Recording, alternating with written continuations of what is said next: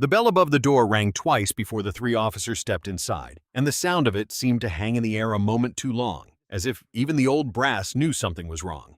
Outside, the afternoon light was the color of weak tea falling across a street that had seen better decades. Inside, the shop smelled the way it always did, of fresh bread and coffee grounds and the faint sweetness of the candy display near the register. The lead officer set his coffee cup down on the counter without asking, the way a man does when he believes the room already belongs to him. He smiled the kind of smile that never reaches the eyes. He told Ava Langston that if she wanted her little shop to still be open the following month, she would need to pay $5,000 in protection money. He said it lightly, almost cheerfully, as though he were discussing the weather rather than a threat. A customer near the bread aisle lowered his head and studied the floor. Another near the register quietly set down the milk carton he had been holding and slipped toward the door without a word. Ava did not raise her voice. She wiped her hands on the small towel she kept beside the register, folded it once and set it down with the same unhurried care she gave to everything. She looked only at the badge on his chest, at the name stitched above the pocket, and she asked him quite calmly whether that order came from the department or from him alone. The three of them laughed loud and easy, the laughter of men who had never once been told no, the laughter of men who had built their entire authority on the assumption that nobody would ever ask that question back. Not long afterward, the entire police department would be sealed off behind crime scene tape, evidence bags carried out in long, careful rows, and the woman they had just threatened would step out of a military helicopter wearing a rank that would make the whole state go silent. Long before any of that happened, Ava Langston was simply the woman who opened her shop early each morning, rain or shine, unlocking the same green door she had unlocked for years, the hinges giving the same small creak they had given since the day she first hung the sign above the entrance. She remembered names the way other people remembered song lyrics, without effort, without trying. And she remembered the small details that made people feel seen, the way someone's father was recovering from surgery, the way someone's daughter had just started her first year of college 2 towns over. She knew that Mrs. Delgado liked her coffee dark and unsweetened, that old Mr. Whitaker always paid an exact change because he hated carrying coins home, that the teenagers from the corner apartments came in after school for the same bag of chips every single day, laughing too loudly at something on one of their phones. People in the neighborhood trusted her because she had never once, in all those years, been caught cutting a corner or padding a price. Never once shorted a customer a nickel, even when the register was running thin at the end of a hard month. The shop was small, the shelves a little crowded, the linoleum floor worn pale in a path from the door to the counter. The register was an old model that stuck if you pressed the drawer too hard, but it was hers, and it had survived when other stores around it had not. When the hardware store on the corner had closed and the laundromat 2 doors down had been sold twice in a handful of years. The income was modest, barely enough to keep the lights on and the rent paid, some months requiring her to skip her own dinner so the shelves could stay stocked. But Ava never complained, and she never let politics or gossip cross her threshold, turning conversations gently back toward the weather or the ballgame whenever customers tried to drag her into an argument. In the back room, behind a stack of cardboard boxes and an old filing cabinet whose drawers no longer closed all the way, there was a small metal box that held a handful of military medals, dulled with age, wrapped in a soft cloth that had not been unfolded in years, tucked so far beneath old invoices and tax records that even she sometimes forgot exactly where it sat. Nobody in town knew what those medals meant. Nobody knew what she had done before she started stacking cans of soup and sweeping the sidewalk each morning, before the sound of her broom against concrete became as familiar to the block as the church bells 2 streets over. To them, she was simply Ava from the shop on the corner, quiet, steady, unremarkable in the best possible way. The kind of woman people trusted precisely because she never asked to be noticed. One evening, as she was locking up, a shopkeeper from 2 doors down leaned close and whispered that this week it would be her turn. He did not explain further. He did not need to. Ava had noticed the changes creeping through the block for months before that whisper ever reached her, the way a person notices a storm building long before the first drop of rain falls. She had seen patrol cars idling outside storefronts longer than any routine check required. She had seen shop owners step outside to speak with officers in low voices and come back inside looking smaller than when they had left. She had seen the bakery raise its prices twice in a single season for no reason anyone could explain, and she had seen the pharmacy start closing an hour earlier than it used to, its owner offering no explanation beyond a tired shrug. She had chosen for a long while to believe these were simply the ordinary hardships of running a small business in a town that had never had much to spare. She told herself that whatever was happening around her was not her business to interfere with, that she had left a life of interference behind her when she hung up her uniform for the last time. But the whisper on the sidewalk that evening settled into her chest like a stone dropped into still water. And she found herself standing at her own front window long after the shop had closed, watching the empty street and thinking for the first time in years, like someone trained to notice a threat before it fully arrived. The three officers who walked through her door the following afternoon were led by a lieutenant named Garrett Hale, a broad-shouldered man with a jaw that seemed permanently clenched and a voice that filled a room before his body did. The kind of presence that had learned long ago that most people back down before a raised voice even finishes its sentence. Two younger officers flanked the entrance, arms crossed, blocking the exit without seeming to try, their eyes drifting lazily across the shelves as though cataloging what might be worth breaking later. Hale called it a security fee, said it so casually that for a moment it almost sounded reasonable. The way a lie sounds reasonable when it has been repeated often enough that even the liar has stopped hearing the lie in it. He explained, almost helpfully, what would happen if she refused, ticking the possibilities off on his fingers as though reading from a checklist he had used a dozen times before. There would be a health inspection that found violations that did not exist, a citation for something as small as a crack in the tile or a thermometer reading a single degree off. There would be a permit review that dragged on for months, buried in paperwork that mysteriously kept getting lost. Eventually, there would be a padlock on her door and a notice taped to the glass that nobody in the department would ever admit to signing. He told her that every other shop on the block had already paid, listing them almost proudly. The bakery, the pharmacy, the little laundromat with the flickering sign, as though their compliance were proof of his own authority rather than evidence of a town that had been slowly strangled into silence.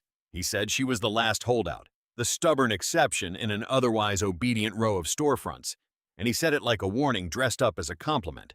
Ava asked, without a trace of fear in her voice, whether there would be a receipt for the payment, and the question landed in the room like a stone dropped into still water. The officers laughed again, that same easy laughter, and Hale slammed his open palm down on the counter hard enough to rattle the register and send a rack of gum sliding off its hook. He leaned in close enough that she could smell the coffee on his breath, and he gave her a few days. Garrett Hale had built his authority over years on the force, rising through the ranks not through skill or dedication, but through a talent for knowing exactly which superiors to flatter and which rules could be quietly bent without consequence. He had learned early that a badge, worn with enough confidence, could open almost any door and close almost any question, and he had spent more than a decade testing exactly how far that confidence could be stretched before anyone pushed back. The scheme had not begun with him, not entirely, inherited in pieces from an officer who retired years earlier and had shown him, almost as a courtesy, how the arrangement worked and who to approach first. Hale had simply expanded it, grown greedier and bolder with each passing year, convinced that a town this small, this tired, this used to looking away, would never produce a single person willing to stand and fight. He had never once considered that the quiet woman behind the counter of the corner shop might be exactly that person, because nothing about her, not her modest clothing, not her patient voice, not the small green shop with its sticking register, had ever given him a single reason to look twice. In the days that followed, Ava began to ask quiet questions of the people she trusted, the ones who had known her long enough to speak honestly, catching them in low voices over the counter after the shop had emptied out for the evening. What she learned chilled her in a way that gunfire never had. A restaurant owner 2 blocks over had lost his entire life savings trying to keep up with the payments, handing over envelopes every month until there was nothing left to hand over, only to watch his restaurant close anyway when he finally ran dry and could not make the last installment. An auto repair shop had been shut down on a technicality invented on the spot, a fabricated violation scrawled onto an inspection form by a man who had never once opened the hood of a car. Its owner left standing on the sidewalk with a business he had built over 20 years, reduced to a padlocked door and a faded sign nobody would ever read again. A hair salon on the far end of the block had quietly closed its blinds one afternoon and never reopened, its owner gone before anyone could ask why. Nobody dared to report it because the ones who had tried before had learned quickly what silence was worth compared to retaliation.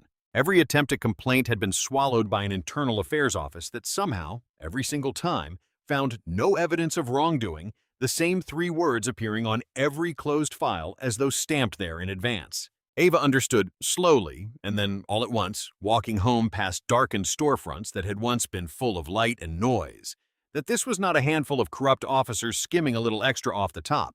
This was an entire system built brick by brick, protected by silence and fear, reaching into every corner of a town too tired and too frightened to fight back. She found the restaurant owner, a heavy-set man named Marcus Ellery, sitting alone in his darkened dining room one evening, chairs stacked upside down on the tables around him.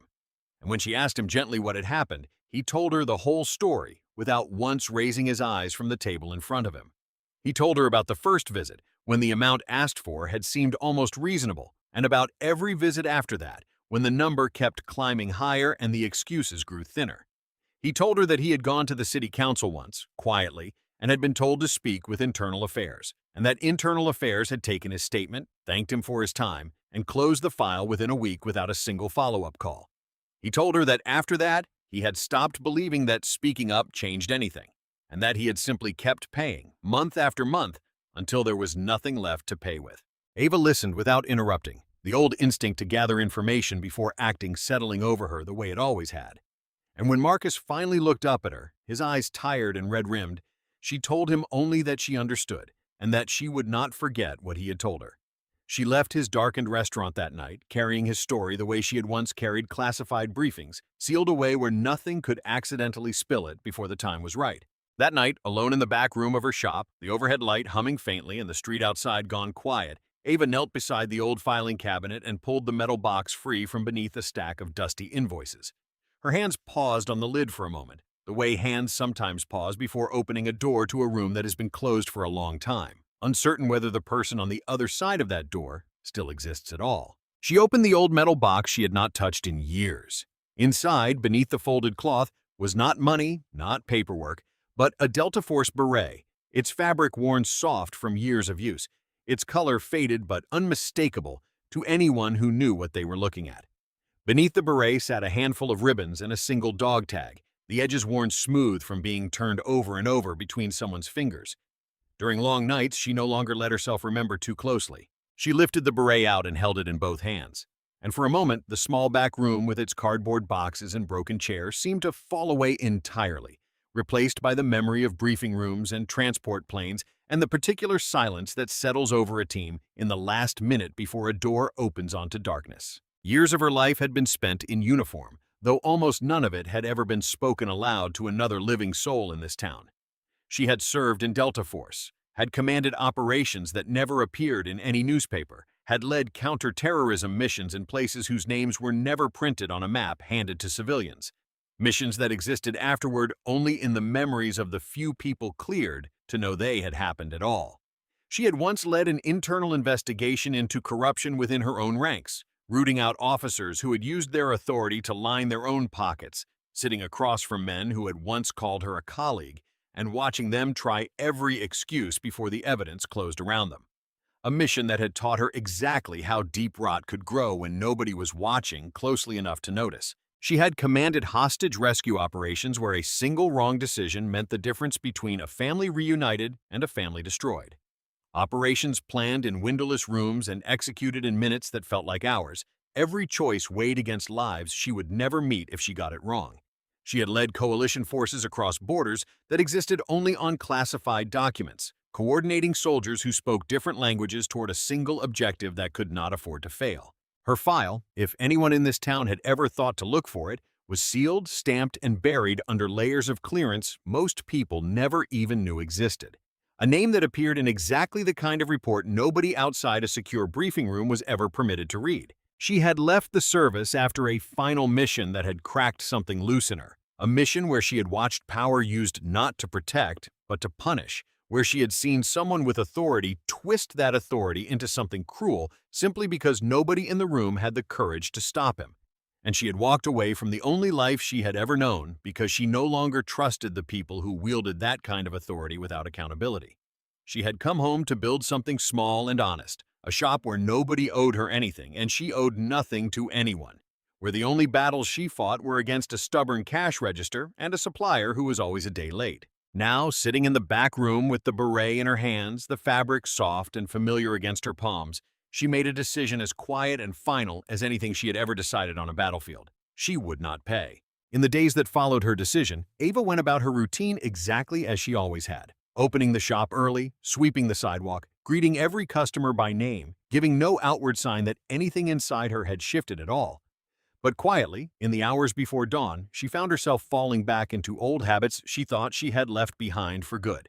Noting exits and sightlines the way she once noted them before every mission, cataloging which shelves offered cover and which offered none, watching the street through the front window a little longer than she used to before turning the lock each night. She was not planning violence. She had no intention of meeting force with force. But years of training did not simply switch off because a person traded a rifle for a cash register. And some part of her, the part that had once kept entire teams alive in hostile places, was already 3 steps ahead of whatever Garrett Hale believed he still controlled. The officers returned days later, and this time there was no pretense of civility. Hale walked the aisles and swept cans and boxes onto the floor with the back of his forearm, watching them scatter and roll without a flicker of concern on his face, glass jars of preserves shattering against the linoleum while he stepped over the mess as though it were beneath his notice. One of the younger officers ripped a security camera from its mount above the register, wires trailing like torn nerves, and tossed it onto the counter with a clatter that made the last remaining customer flinch. Hale threatened to arrest Ava on the spot, inventing a charge as easily as he had invented the health code violations, daring her to argue, his voice rising until it filled every corner of the small shop. Unknown to any of them, a customer near the back of the shop had quietly lifted a phone and begun recording, the device tucked low against a shelf, the red light hidden beneath a folded jacket, capturing every word without a single tremor in the frame. Hale, emboldened by what he believed was total control of the room, planted his boots wide and announced to the shop at large that around here, he was the law. His voice carrying the particular confidence of a man who had never once faced a consequence he could not talk his way around. Ava did not fight back. She did not raise her hands, did not raise her voice, did not give him the satisfaction of watching her break. She stood instead with the same stillness she might have once held during a briefing before a mission neither of them could have imagined. She only told him that he had just said something very dangerous. And something in the stillness of her voice made even Hale pause, just for a moment, a flicker of doubt crossing his face before he laughed it off and walked out with his men trailing behind him, boots crunching over broken glass. That night, after the shop was locked and the street outside had gone quiet, the neon sign of the pharmacy across the road humming faintly in the dark, Ava sat at the small desk in her back room and wrote an email. She did not send it to a local newspaper, or a city council member, or even the state attorney general, all of whom she knew by now could be reached, delayed, or quietly ignored. She sent it to the Defense Criminal Investigative Service using credentials and a case reference number that had not been active in years, but had never technically expired. Numbers she had memorized so long ago that her fingers typed them without her having to think. Attached to the email was a summary of everything she had learned. Dates, names, patterns, the slow architecture of an extortion scheme laid out with the same precision she had once used to brief a room full of commanding officers, along with a simple request that someone with the proper clearance take a look. The response came faster than anyone in that small town could have imagined. Soon, an analyst at the Defense Criminal Investigative Service pulled up Ava's identity and nearly dropped the folder onto the floor, staring at a name that carried clearance levels and commendations far beyond anything a routine civilian complaint should ever touch. Her service record, once it was cross-referenced and verified, sent a quiet shockwave through the office, the kind of reaction reserved for names that were not supposed to resurface in ordinary civilian complaints, names that belonged to briefings rather than local police blotters. Calls were made and then forwarded, first to a supervisor, then further up a chain that most people never see. Each new voice on the line growing more careful, more precise as the seriousness of the matter became clear. The Federal Bureau of Investigation was looped in within the day. The Department of Defense followed soon after. The Office of the Inspector General requested a full briefing before the sun had set twice. And before long, a secure conference room 3 states away held a table full of officials who had never met each other before. All of them there because of a single email sent from the back room of a corner shop. A joint task force was quietly assembled, its existence known to almost nobody outside a handful of secure offices, its purpose singular and precise. The team that gathered around the table that first afternoon included a senior agent from the Bureau's Public Corruption Division, a forensic accountant who had spent the better part of her career tracing dirty money through shell companies, and a liaison from the Department of Defense, whose only job was to confirm, quietly and without fanfare, that the woman at the center of the complaint was, in fact, who her file claimed her to be. When that confirmation came through, Delivered in a single terse line on a secure terminal, the room went still for a moment before the senior agent finally spoke, saying only that they needed to move carefully and that they needed to move fast, because whatever was happening in that small town had clearly been happening for far longer than anyone outside it had realized. Investigators began pulling threads that unraveled far more than a single shakedown at a corner store. They found evidence of protection payments collected across dozens of businesses, some going back years longer than anyone had suspected. They found money laundering routed through shell accounts tied to officers' relatives, small businesses that existed on paper alone. They found extortion built into the daily rhythm of patrol routes, disguised as routine stops and courtesy checks. And they found assets, property, and cash that no honest salary could ever explain. Boats and vacation homes registered under cousins and in-laws who had never once set foot inside a patrol car. An order came down from someone whose name never appeared on paper. An order simple and absolute, put the entire department under surveillance. The plan that followed required Ava to do something that went against every instinct she had spent years honing, and yet was, in its own way, exactly the kind of operation she had once run without hesitation, the discipline of patience and timing settling over her the moment the plan was set. She agreed to hand over the money. Hale could barely contain his satisfaction when she called to arrange the drop, certain that he had finally broken the one holdout on his list. His voice was loose and pleased in a way that told her he had already stopped paying attention. What he did not know was that every bill handed to him had already been marked, its serial numbers logged and cross-referenced against a database that would trace each one the moment it entered a bank. He did not know that a federal camera, mounted with the kind of precision only trained hands could manage, tucked into the awning across the street in Pshaway, had a clear line of sight to the exchange. He did not know that a hidden microphone, no larger than a button, sewn into the seam of Ava's jacket, had been carrying every word he spoke directly to a room full of investigators listening in real time, headsets pressed tight, pens moving fast across notepads. Hale took the money and folded it into his jacket with the casual confidence of a man who had done this 100 times before, counting it once with his thumb, the way a man counts something he has never once had to worry about losing. And he told Ava, almost proudly, that nobody could touch him. Ava looked at him for a long moment, the late afternoon light catching the edge of his badge, and asked simply whether he was certain of that. The raid came the following morning, arriving with the kind of coordinated silence that only comes from careful planning, unmarked vehicles rolling into position before the town had even finished its first pot of coffee. Federal agents moved in alongside investigators from the Department of Justice, state police units, and a team of forensic accountants who had spent the past several days tracing every dollar back to its source, spreadsheets and account numbers laid out across 3 secure laptops in the back of a command vehicle parked 2 blocks away. The entire police department was sealed off within minutes. Officers on shift ordered to stand down and surrender their weapons while search warrants were read aloud in the parking lot, voices flat and procedural against the growing murmur of confusion spreading through the building. Agents moved room to room, methodically, professionally, without the chaos that Hale might have expected from a raid he had never imagined possible. Every drawer opened, every folder cataloged, every closet checked twice. They found a hidden safe behind a false panel in the records room, its door forced open to reveal stacks of unmarked cash, more than any of them had expected, rubber-banded into bundles that had clearly never touched a bank. They found ledgers written in a code so simple it barely qualified as one, listing names and amounts and dates that matched almost perfectly with the businesses Ava had already identified, confirming every fear she had carried since that first quiet whisper on the sidewalk. They confiscated phones, hard drives, and secret accounts that had been quietly funneling money for years. Some of it traced back to a boat registered 3 counties over, some of it hidden in the name of an uncle who had been dead for 6 years. One of the younger officers, the same one who had ripped the camera from its mount above Ava's register days earlier, sat on the curb with his head in his hands, already talking, already offering names and dates to anyone who would listen in exchange for a smaller sentence. The loyalty that had once bound the department together dissolving the moment the handcuffs came out. Hale stood in the middle of the parking lot, cuffed hands hanging in front of him, utterly unable to process what was happening. The certainty that had carried him through every previous threat, now nowhere to be found. He kept asking the agents nearest him who had done this, who had turned on him, as if the answer could not possibly be the quiet woman who ran the corner shop, as if a person so unremarkable could never have been the reason his whole world was collapsing around him.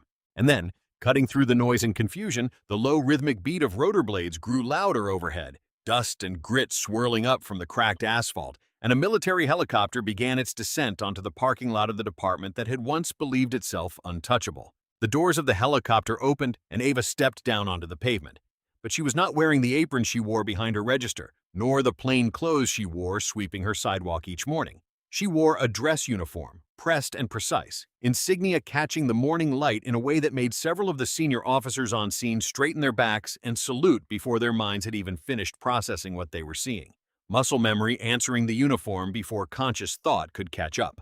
Hale stared at her, his mouth slightly open, the color draining from his face as understanding arrived far too late to do him any good.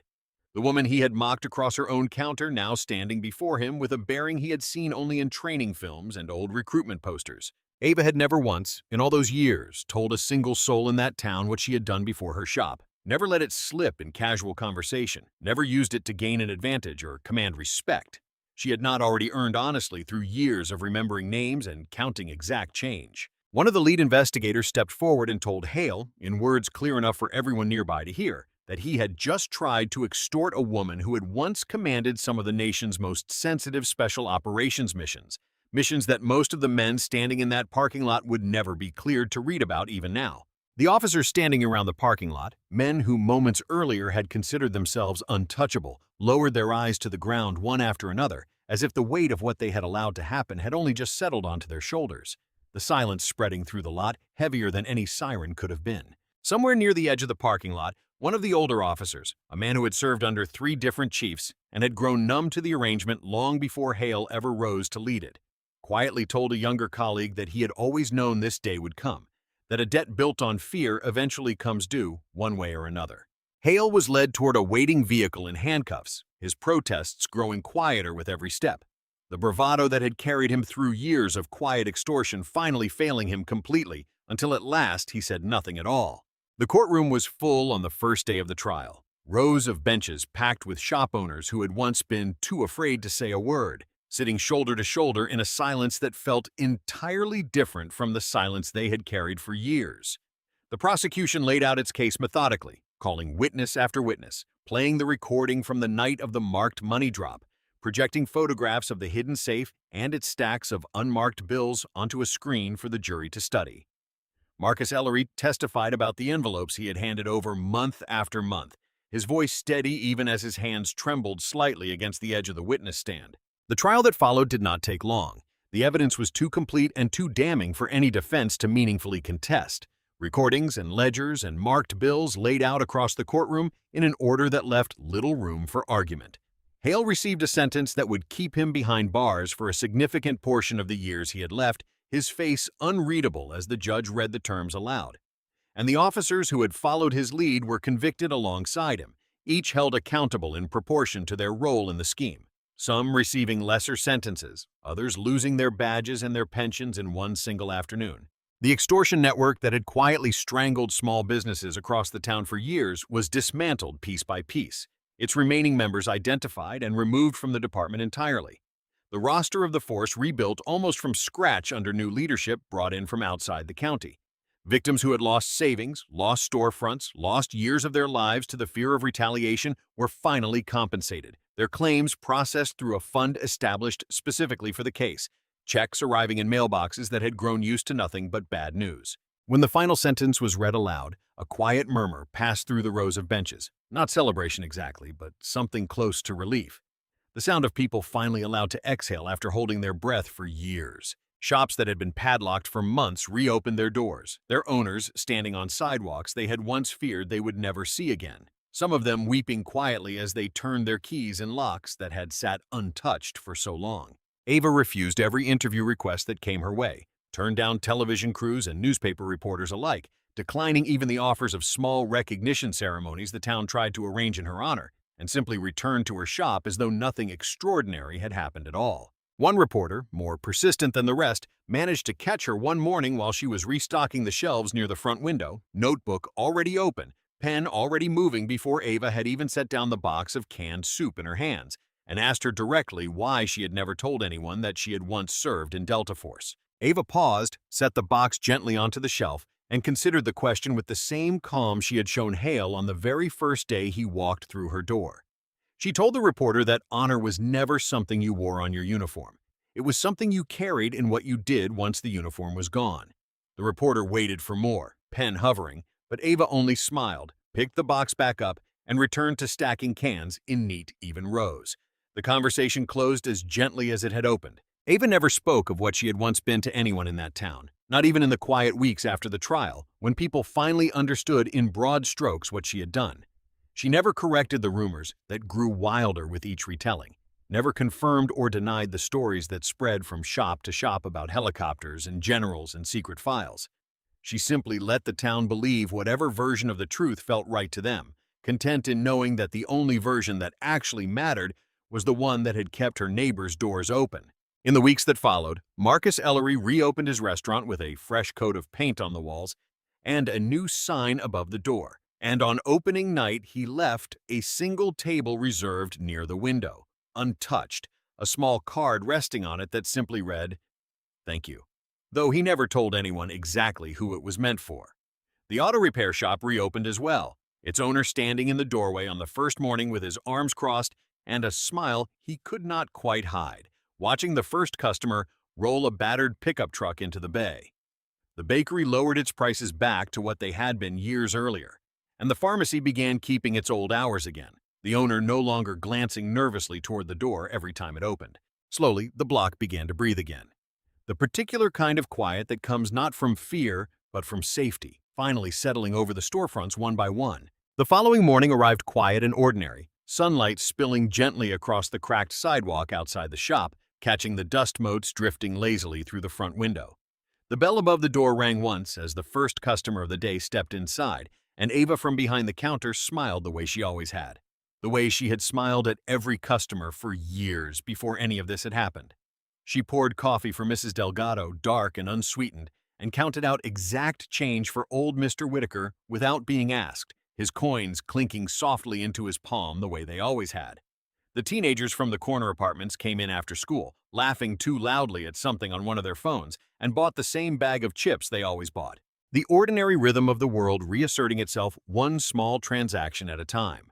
Life in the shop returned slowly and steadily to the rhythm it had always known, the register sticking on the same drawer it always stuck on, the same creak greeting every customer who pushed through the green door. On the wall behind the counter, where a calendar had once hung crooked and forgotten, there now hung an American flag beside a single worn beret, faded but no longer hidden away in a backroom drawer, visible now to anyone who cared to look up and notice it. Nobody who walked through that door looked at Ava Langston as a victim anymore. They looked at her as an ordinary woman who had quietly stood her ground and protected an entire community, proving in the plainest way possible that real power was never meant to intimidate. It was meant to protect.